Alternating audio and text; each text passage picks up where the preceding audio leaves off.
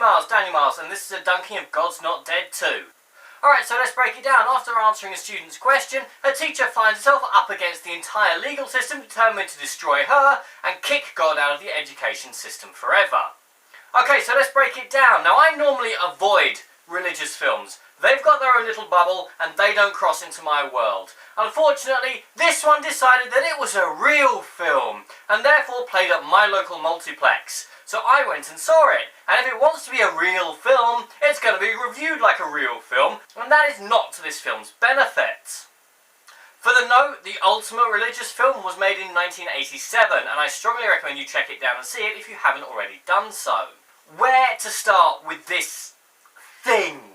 Well, the central conflict makes absolutely no sense at all. Even if you did object to the starting incident, it is the most minor incident that I could possibly imagine. I don't believe for a second it would have gone as far as it did, especially not into court.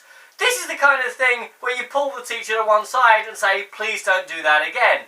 Not the kind where you threaten their home, their job security, their pension, their livelihood, and actually they never specify what they're going to do to her in this film. That goes into the fact that, well, this film's got about 800 plots, all of which are full of holes, and only one of which I found interesting. There's this Chinese guy, never caught his name, gonna call him Steve, who comes over from China, finds Jesus, gets disowned by his family, and then decides to go back to China to spread the word of Jesus. Can we have Steve in a spin-off film? That sounds an amazing film! Except it would require teeth and a spine, and this film has neither.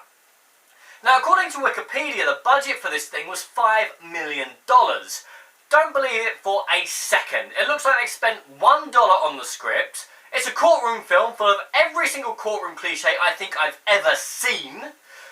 The acting is appalling. I'll get back to the acting, I promise you. The set design is appalling, the camera work is appalling, the sound design is appalling. Does use natural light a lot though? Is that a positive?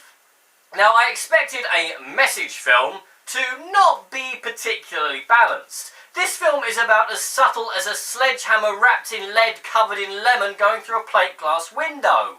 With a siren. Every single atheist in this film is about 1 nanosecond from going, screw this! And wandering off to find a virgin on a railway line.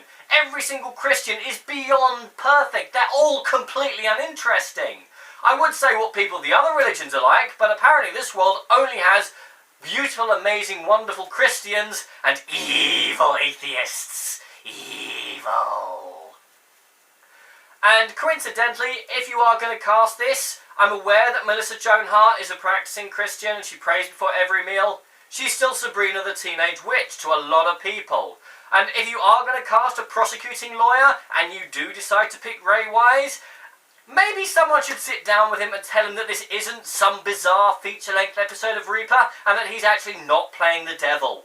But at least the courtroom scenes allowed loads of Christian authors to come onto the set and proclaim that the Bible is literal historical fact and should not be doubted in any way, shape or form. By the way, none of these guys are troubling the Academy. In fact, a lot of these guys are probably going to be troubling the Razzies come the end of the year. I am prepared to state under oath that Ernie Hudson was nowhere near this film at any time.